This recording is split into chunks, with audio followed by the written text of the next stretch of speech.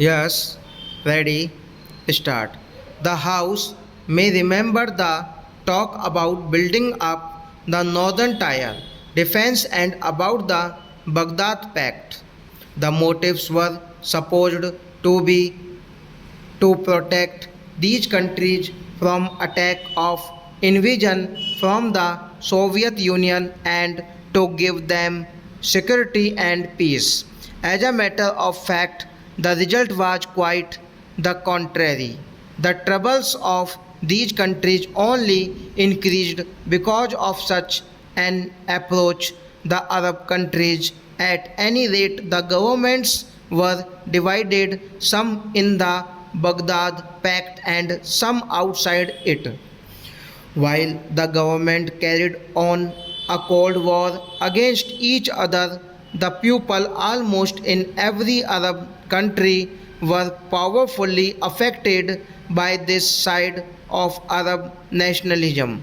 Thus, in the countries associated with the Baghdad Pact, there was a gap between the government and the people, the looking more and more towards Arab nationalism and the government looking in another direction and rather ranged against the spirit of Arab nationalism.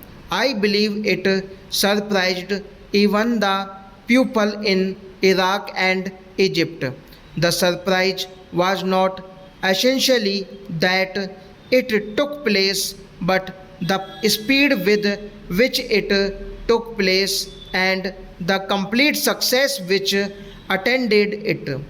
It showed how utterly divorced from public opinion the government of Iraq was when the change came. It brought tremendous relief all over Iraq, and the people flocked to the side of the new government. So, this attempt at not recognizing the spirit of Arab nationalism, even trying to come in its way and obstructing it, really achieved the opposite effect. It encouraged nationalism, as such an approach will inevitably do. This has resulted in the Arab nations coming nearer to one another and will no doubt bring about a